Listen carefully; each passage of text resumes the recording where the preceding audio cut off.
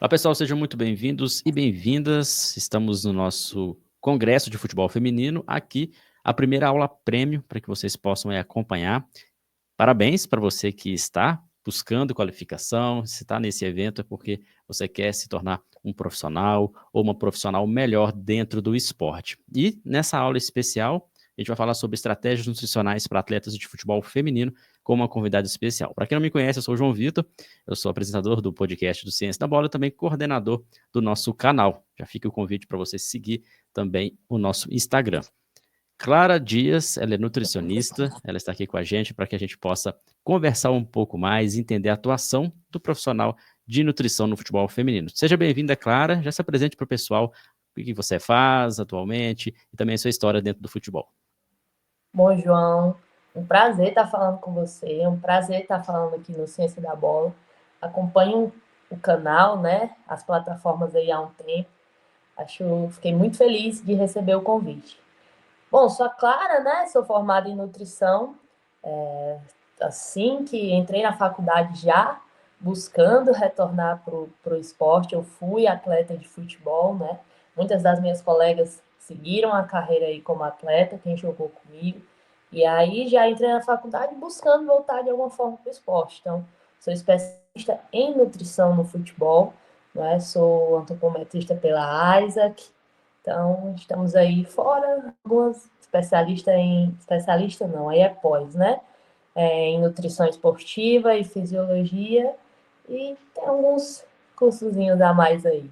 Mas hoje eu sou nutricionista do Instituto Esporte Mais, é um instituto que não atende como esporte só o futebol feminino, tem também projetos de luta, projetos de skate, mas o meu vínculo em especial é com o projeto Futebol pela Igualdade, que atende aí meninas desde 8 anos de idade até o limite é 35 anos, mas se já está com gente um pouquinho mais e ainda está rendendo, ainda está jogando bola firme e forte, a gente continua.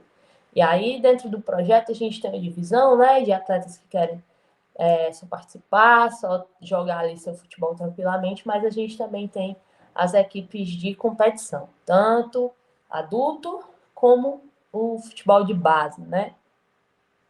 Que legal, interessante saber então que está trabalhando já nessa área e um projeto bem interessante que é o Instituto que busca fomentar esse desenvolvimento de atletas, tanto no feminino quanto no masculino também.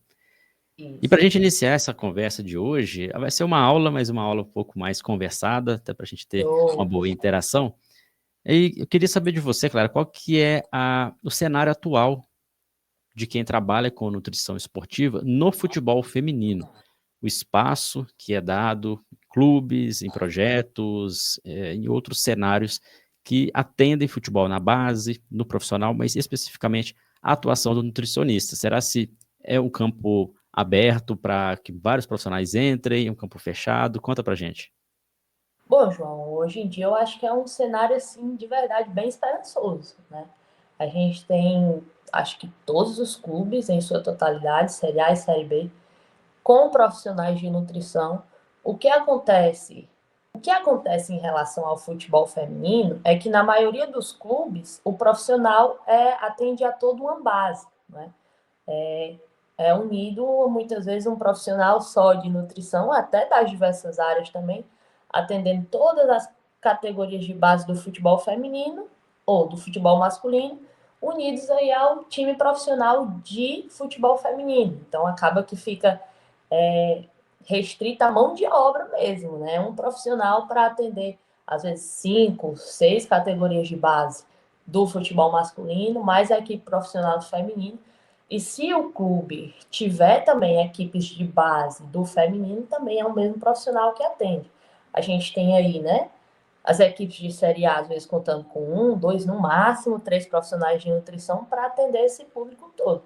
Às vezes chega 200, 250 atletas, isso aí acaba que quem quiser entrar nessa área vai ter aí muita coisa para fazer, muita atenção para dar para todo mundo. No instituto específico, a gente, na modalidade de futebol, né, atende só meninas, mulheres, mas sou somente eu como nutricionista. Além de mim, também tem a equipe multidisciplinar, né, psicóloga e assistente social.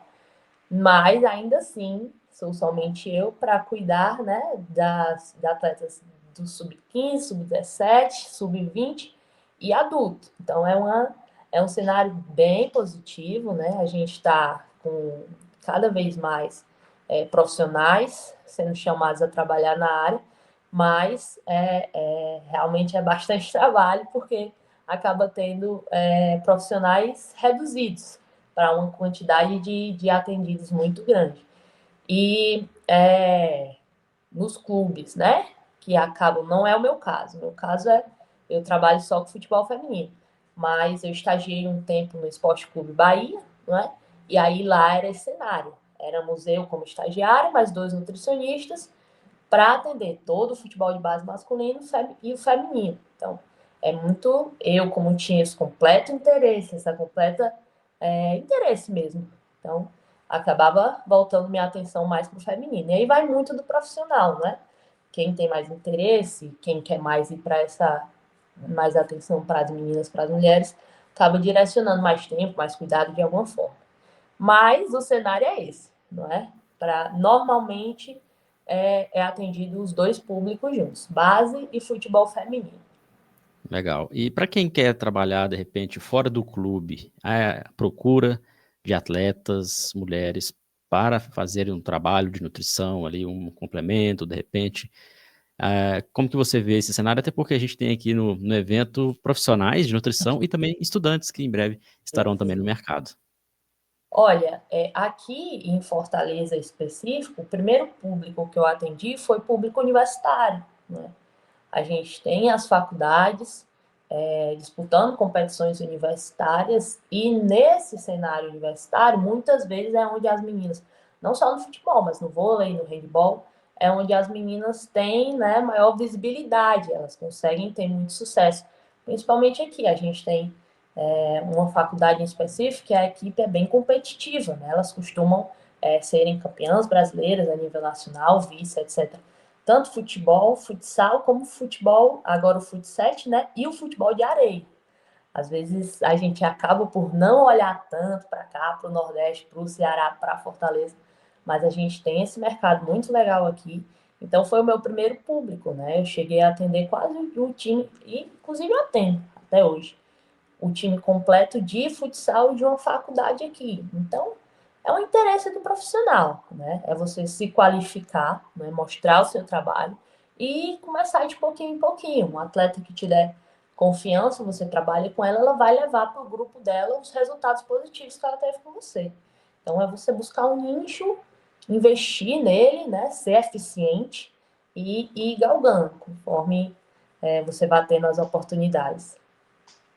Interessante. Fica aí como dica, como sugestão, quem está principalmente na graduação, dicas Sim. importantes aí da Clara Às para vezes, que na você sua possa. própria faculdade tem uma equipe, né? Exato. Masculina, feminina, etc. Já é o início, né? Já é uma maneira de estar em contato com a modalidade. Com Interessante certeza. você citar que teve experiência também no futebol masculino, experiência hoje com o futebol feminino na base, profissional. Isso mostra também como que devemos trilhar os próprios caminhos para entrar no esporte. É, E na graduação, Clara, creio que você deve ter estudado bastante sobre a nutrição de maneira geral, mais especificidades também para crianças, para adolescentes e as especificidades para homens e para mulheres. Como a gente está falando do evento do futebol feminino, a gente vai focar mesmo em entender um pouco sobre isso, porque tem muitos profissionais perfeito. que vão trabalhar com nutrição no futebol feminino e às vezes sentem aquela dificuldade, acreditam que de repente não tem tanta diferença na alimentação, nas necessidades energéticas, do que o futebol masculino. Eu queria saber quais são os principais aspectos na periodização alimentar dentro do futebol feminino. Bem, bom, na verdade, vou pegar um gancho. A gente tem uma problemáticazinha, ao meu ver, já na graduação. A grade é muito voltada para a área de nutrição e dietoterapia, né? Mas para tratar patologia, doenças, etc. Então, um profissional que queira se especializar nessa área, no esporte, né, a gente vê alguma coisa ali no sentido de tratar hipertrofia, etc., como se o esporte fosse mais voltado para isso, mas realmente é você sentar a cadeira, buscar a literatura fora da faculdade, porque acaba na faculdade talvez não, você não receba tanto esse aporte e esse suporte. Em se tratando de periodização, o melhor dos mundos é o que acho que vou voltar um link ainda também. Muito do que a gente tem de pesquisa em futebol feminino é muito recente, é muito novo, né? Então, não existe ainda as leis de Newton do futebol feminino, né? Os protocolos exatos, bem estabelecidos, né? A gente tem, sim, muitos estudos na área, iniciando, não é? Que a gente pode tomar de base, pode testar e ver na prática o quanto se aplica, mas a maioria do conteúdo é mais uma adaptação. Inclusive, os estudos recentes buscam fazer adaptações do que já se sabe do futebol feminino, aplicado no futebol masculino, aplicar no feminino e ver o quanto de resultado que se tem, né? Então, a periodização, no melhor dos mundos, é mais ou menos o que se faz no masculino. Você inicia numa pré-temporada, faz toda a avaliação, né, de atleta por atleta, você conhece o percentual de gordura, se o peso está adequado, se a quantidade de massa muscular está adequada. A diferença é que para as meninas, né, você tem naturalmente um pouco mais de massa, né, de massa gorda, de percentual de gordura. No masculino, às vezes, a gente exige 13%, né, em média, e no feminino já aumenta para 16%. Mas isso aí é o corpo natural da mulher. Se eu diminuir demais esse percentual de gordura, eu posso prejudicar o ciclo hormonal menstrual, não é? Então, a periodização seria essa: você avaliar o atleta, conhecer o máximo possível dos hábitos dele, não é? E ter uma noção bem legal de calendário. Isso talvez seja uma das coisas que mais prejudique um planejamento macro, por exemplo, anual. Como que você vai progredir com essa atleta? Porque no futebol feminino, quando se tem o calendário, é muito de uma previsão. Por exemplo, mês tal vai ter competição sub-15, sub-16, etc. Né? Mas datas exatas, calendários exatos, como se tem no masculino, por exemplo, meses e meses para frente, você já sabe a data do jogo. Às vezes muda 1 hora, 2 horas, e ainda assim a repercussão é alta. Né? No feminino, a gente trabalha com previsão de mês, vai ser por volta desse mês. Então, para periodizar a nível macro é muito difícil. O que é que eu faço? Faço avaliação com todas as minhas atletas, inclusive no mês de fevereiro foi voltado para isso. Avaliei mais de 200 atletas, né, no projeto todo. E aí, conforme para trabalhar com esse grupo, a gente classifica quem está ali com sobrepeso, quem está no peso ideal e quem está talvez precisando ganhar mais alguma coisa. E aí, de início, a gente tem um cuidado com os grupos, né? Uma orientação geral de o que é que o grupo que tem que adequar peso sobrepesado tem que fazer, o que é que o grupo que tem que manter tem que fazer, o que é que o grupo que tem que ganhar tem que fazer. E aí, conforme se aproxima mais das competições, quando a gente recebe aquela lista, né? As que vão jogar são essas, que são titular são essas, as que eu preciso que me renda mais porque ela pode são essas. Aí a gente tem um cuidado mais individualizado, mas assim, bem próximo da competição, não é? E aí as meninas recebem toda a orientação possível. Mas trazendo uma vivência que ano passado até me chateou um pouco, né? A minha equipe do Sub-15, as meninas iam começar a primeira competição ali da maioria, não é? Foram preparadas, durante o mês a gente recebeu a data da competição delas cerca de 20, 25 dias antes, já bem próximo, né? Então foi feito todo um preparo para ela. A fase 1 é você explicar os porquês. Normalmente, as mulheres em geral, não adianta você chegar para uma mulher e dizer coma carboidrato, não é? Foi até meu trabalho de conclusão. Restringir carboidrato, o que acontece? Vai perceber maior esforço, vai cair desempenho. Então, as meninas precisam, né, comer bastante carboidrato. A gente tem aí 8 gramas por quilo de peso a indicação, né? Bastante coisa. Mesmo esse público mais jovem, a gente começa com 4, 5 e vai aumentando até onde ela aceita bem. Mas se eu chegar para ela só com as gramas, olha, preciso que você coma tanto de café da manhã, tanto de almoço, no final a menina não vai fazer porque não vai confiar, né? Vai achar que ela simplesmente vai engordar, etc. Então, seria muito interessante que a gente tivesse as datas, e é isso que a gente faz enquanto não tem as datas, né?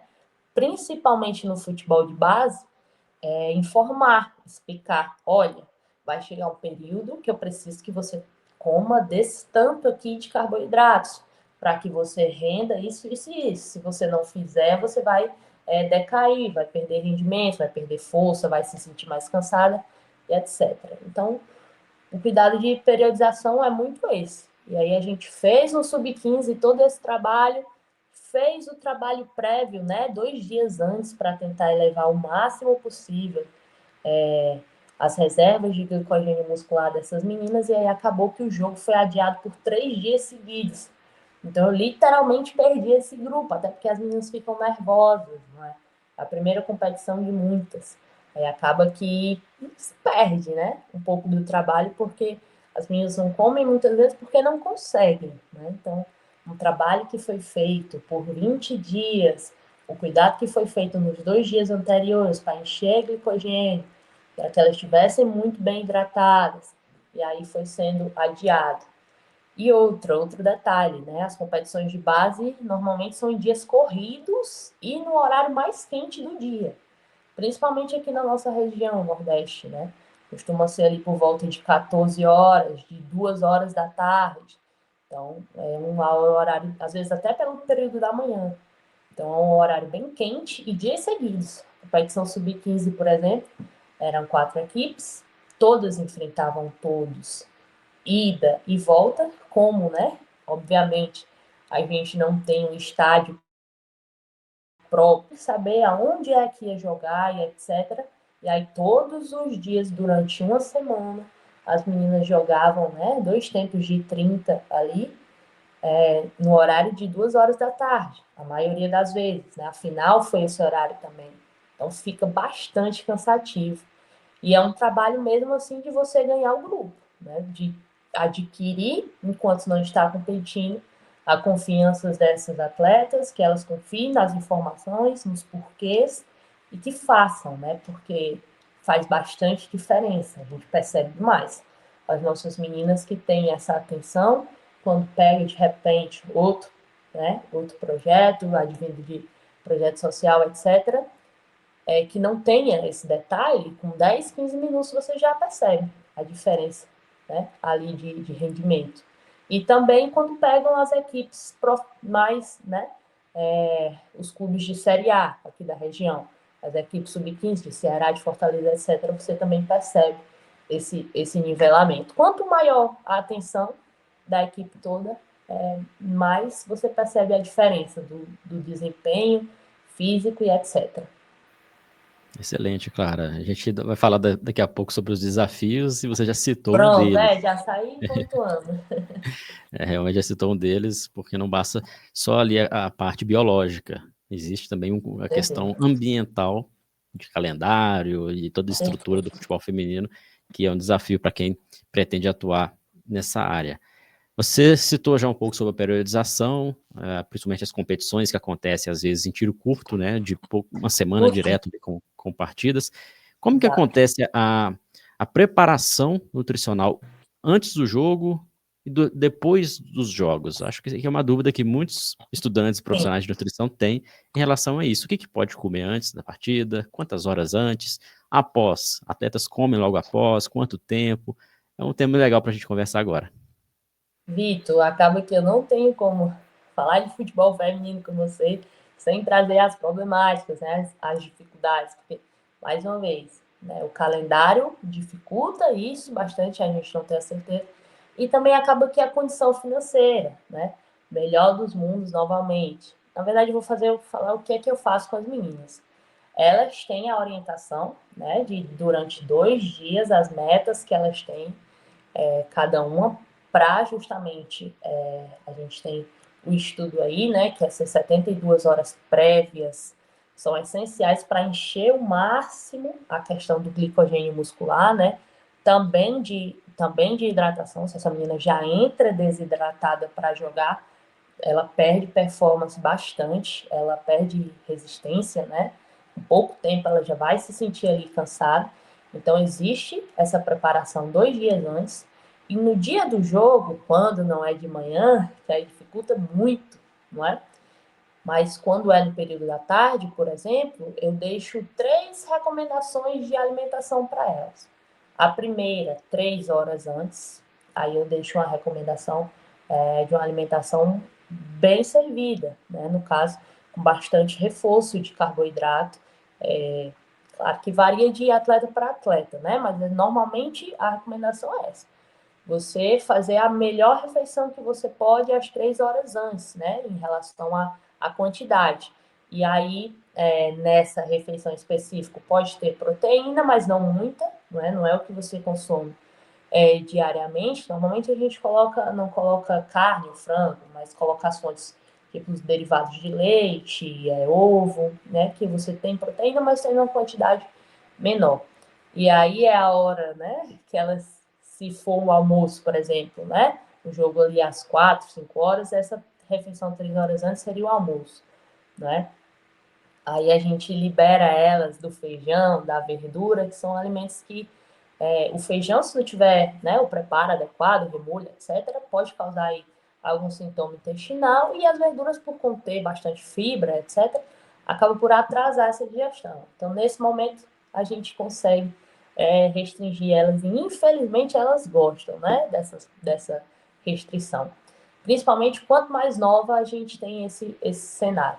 E aí, é uma refeição, né, com o máximo possível que ela consiga consumir, nada fora do habitual, claro, né? Antes do jogo a gente não faz nada diferente do que o que ela já faz. Mas aí 3 horas antes, 1 hora antes, normalmente elas já estão comigo, né? Aí a gente dá o suporte para elas de fruta, de suco, a gente dá alguma reposição de carboidrato e, né, para o feminino mesmo, para a equipe adulta, quando a gente pega competições, no meu caso, eu não tenho suporte de suplementação, né? Se tiver, seria excelente utilizar. O que a gente consegue, aqui na nossa região, custa acaba ajudando, né? É a questão da água de coco, né? Acaba funcionando aí como um isotônico natural para elas. Então, a gente dá todo esse suporte, suco, frutas, água de coco, para que elas mantenham a hidratação. E ali, após, né, o aquecimento delas, novamente é suporte só com líquidos ricos em carboidrato. A gente não tem, né, o isotônico, que teria no masculino, nem pó para diluir, etc., nem a garrafinha mesmo, mas a gente até deixa aconselhado, quem quiser, quem puder, não é? Trazer ali, já deixa a própria atleta trazer o seu suplemento de líquido com carboidrato, mas a verdade é que normalmente o grupo recebe ali água de coco que a gente oferece, né? Algumas tem resistência para aceitar, a gente insiste, então tem ainda esse trabalho, né? De estar ali de olho, olhando quem não tomou, insistir. Mas a preparação é essa. 2 dias antes, elas recebem a orientação das porções que elas devem comer, né? De água também, para poder encher o glicogênio e a hidratação. E aí, no dia do jogo, 3 horas antes, uma hora antes e após o aquecimento.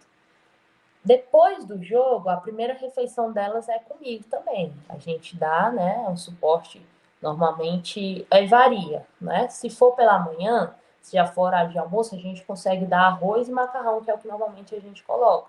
E aí com frango ou carne, uma porção de fruta, uma porção de suco e um docinho, né? Durante todo o período do jogo, elas sempre têm acesso a suco, a doce e a água de coco. A hora que elas quiserem, elas podem lá acessar. E depois do jogo é entregue para cada uma o seu kitzinho com essas coisas, né? O que seria ali o macarrão com carne, o frango, ou o arroz, a fruta, o suco e o docinho. Às vezes eu preciso entregar já elas entrando na van para sair, porque o local não tem, né, um ambiente adequado, mas hoje em dia a gente tem conseguido achar um ambiente adequado para, depois que terminou todo o pós-jogo, o atleta já tomou banho, já conversou com o treinador, etc., já fez todo o momento ali pós-jogo, aí vem para mim, elas recebem essa alimentação. Tendo, principalmente se no outro jogo tiver jogo, a recomendação de seguir, né? Fazendo aí uma refeição se possível, 2, 3 ainda antes de dormir, em casa, né? E parte também muito da responsabilidade das atletas, de Com certeza. respeitarem, bem essa parte educacional também. Como que você vê Muito. isso, esse trabalho que é feito pelo nutricionista mesmo, ou tem uma equipe multidisciplinar que ajuda a essa educação, principalmente quem trabalha na base? Se você não convence o seu atleta, a sua atleta, do porquê das coisas, muitas vezes você vai perder, né? A adesão dele ao que você está propondo. Já é difícil alcançar todos os atletas por essa quantidade. E se você tem um tempo, né, de orientar, de contar o que é, né, individual para aquela atleta ali em específico, e ele não adere, é um trabalho que você levou tempo e não foi efetivo. Então, essa parte de instrução, de convencimento, de orientação, ela é essencial. É o melhor dos mundos. Até porque, né, comigo, por exemplo, no clube acaba sendo diferente, né? Na época lá, quando eu estive no Bahia, todas as refeições as meninas faziam no refeitório e eu estava lá. Hoje, aqui, as meninas consomem a refeição pós-treino ou pós-jogo comigo. Às vezes elas pré-jogo também ter a refeição comigo, mas normalmente é pós-treino, pós-jogo. Não das 5, 6 que elas têm que fazer no dia. Essa orientação, esse convencimento é essencial, porque aí é ela com ela mesma, né? Eu não vou estar lá para ver, para olhar. Então, realmente é a fase um. Às vezes você. E aí, simplificar o máximo possível os termos, não é? Fazer essa menina entender o que é carboidrato, com exemplos, para que serve, para que não serve, fazer essa menina entender o que ela perde se ela desidratar, isso daí é a chave, a fase um, na verdade, para tudo. Muito bom, até o momento a gente conseguiu abranger aqui vários cenários da nutrição. Claro que se a gente fosse destrinchar tudo, seria uma aula grande, né, de bastante conteúdos. Mas aqui os principais pontos, acredito que a gente está conseguindo atingir bem. Um outro ponto, que talvez seja a dúvida de muitos profissionais, é sobre a suplementação no esporte, principalmente no futebol feminino. Como que se dá esse processo? Como que você faz? Bom, sobre a suplementação, a gente tem, eu estou sempre voltando, né, no que você me falou, a gente começar para o final. A gente tem o grande problema da questão financeira, né? Então, agora no Instituto, a gente não tem esse suporte de suplementação. O que é que se tem? Quando a gente percebe a necessidade, a gente recomenda para a atleta, e aí ela de forma individual, se for possível, né? Porque também, principalmente na base, a gente tem também muitos atletas com a questão financeira limitando, né, a possibilidade dela adquirir ou não a suplementação que a gente indica, mas já lá no período que eu estive no Bahia, não. Aí as meninas tinham acesso realmente a que se tem de mais indicado de suplementação, né? E aí a gente tem suplemento de todo tipo, espécie. Mas o que eu mais vejo de relevância da suplementação no futebol é para você suprir, né, o que você não consegue com a alimentação. Por exemplo, é aí onde entra o whey, né? Muitas vezes depois do jogo a atleta não consegue, não é, nem consumir o líquido ali que a gente oferece, suco, fruta, etc., um alimento mais fácil, né, de consumir, de ingerir, quanto mais, não é, todo o macarrão, a carne, o frango que a gente oferece para elas. Então aí acaba que pode ser muito útil o whey para bater as metas de proteína, principalmente no dia a dia, né? E aí não necessariamente possa ser todo dia. A gente pode colocar um dia que a atleta não tem o consumo dela adequado, no final do dia, ela consome ali uma dose de whey para bater as proteínas, mas o sentido é sempre esse, né? Eu sempre gosto de usar a alimentação mesmo, principalmente para as atletas de base. Caso realmente eu veja que ela não consegue bater, aí a gente tem a indicação do suplemento, o whey, para caso de bater as proteínas, né? Mas mesmo diariamente, não é? Falando aí da experiência relacionada ao Bahia. São suplementos de carboidrato com líquido, né? Aí todo pós-treino eles já recebem aí para ajudar na reidratação ali pós-treino e pós-jogo, intra-jogo principalmente. Então, se eu tivesse, né, que optar, queira aí que a gente tenha cada vez mais orçamento para fazer, né, um tratamento melhor possível com as nossas meninas. Mas, primeiramente, os suplementos de carboidrato, gel, isotônico, pode ser até uma malto, né, se quiser baratear o custo, e aí faz ela em pó, misturada com água, etc. Tem vários sabores hoje em dia no mercado, né? Então, prioridade, suplemento de carboidrato, para a gente entregar para atleta de forma líquida, intra e pós treino, jogo, né? Pós atividade física dela.